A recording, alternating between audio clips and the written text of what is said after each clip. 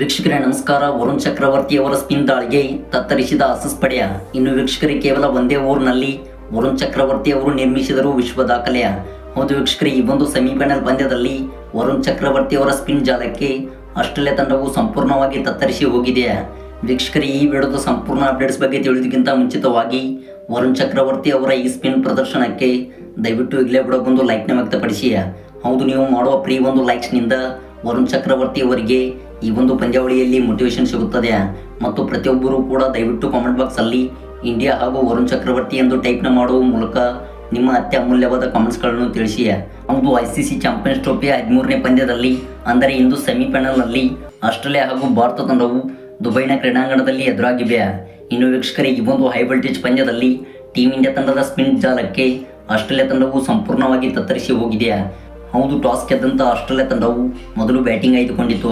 ಇನ್ನು ವೀಕ್ಷಕರೇ, ಬ್ಯಾಟ್ ಮಾಡುತ್ತಿರುವ ಸ್ಟೀವನ್ ಸ್ಮಿತ್ ಅವರ ಪಡೆಯು ಇದೀಗ ಲೈವ್ ಸ್ಕೋರ್ 44 ಓವರ್ಸ್ಗಳಿಗೆ 234 ರನ್ಸ್ಗಳನ್ನು ಕಲೆ ಹಾಕುವ ಮೂಲಕ 6 ವಿಕೆಟ್ ಕಳೆದುಕೊಂಡಿದೆ.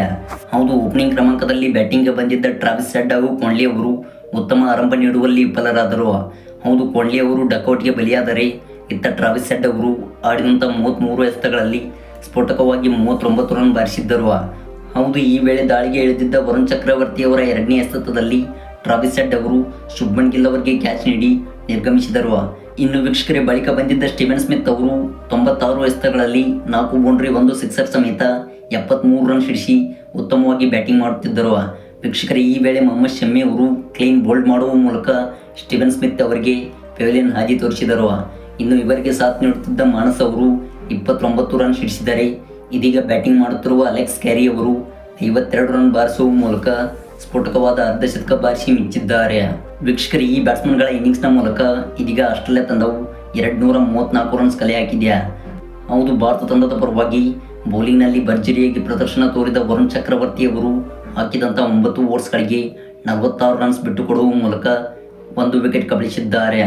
ಇನ್ನು ವೀಕ್ಷಕರೇ, ಅಕ್ಷರ್ ಪಟೇಲ್ ಅವರು 1 ವಿಕೆಟ್ ಕಬಳಿಸಿದರೆ ಜಡೇಜಾ, ಮೊಹಮ್ಮದ್ ಶಮಿ ಅವರು ತಲಾ 2 ವಿಕೆಟ್ ಕಬಳಿಸಿ ಮಿಂಚಿದ್ದಾರೆ. ವೀಕ್ಷಕರೇ, ಒಟ್ಟಾರೆಯಾಗಿ ಟೀಮ್ ಇಂಡಿಯಾ ತಂಡವು ಈ ಸೆಮಿಫೈನಲ್ ಪಂದ್ಯದಲ್ಲಿ ಭರ್ಜರಿಯಾದ ಪ್ರದರ್ಶನ ನೀಡಿದೆ. ಹೌದು, ಟೀಮ್ ಇಂಡಿಯಾ ತಂಡವು ಆಸ್ಟ್ರೇಲಿಯಾ ತಂಡವನ್ನು ಅಲ್ಪ ಮೊತ್ತಕ್ಕೆ ಕಟ್ಟಿ ಹಾಕಿ ಈ ಒಂದು ಮೊತ್ತವನ್ನು ಚೇಸ್ ಮಾಡುವ ಹಂತದಲ್ಲಿದೆ. ವೀಕ್ಷಕರೇ, ಇದಾಗಿತ್ತು ಅರ್ಧ ಇನ್ನಿಂಗ್ಸ್ನ full highlights. I hope video ಇಷ್ಟವಾಗಿದ್ದರೆ ವಿಡಿಯೋಗೊಂದು ಲೈಕ್ನ ವ್ಯಕ್ತಪಡಿಸಿ. Thanks for watching.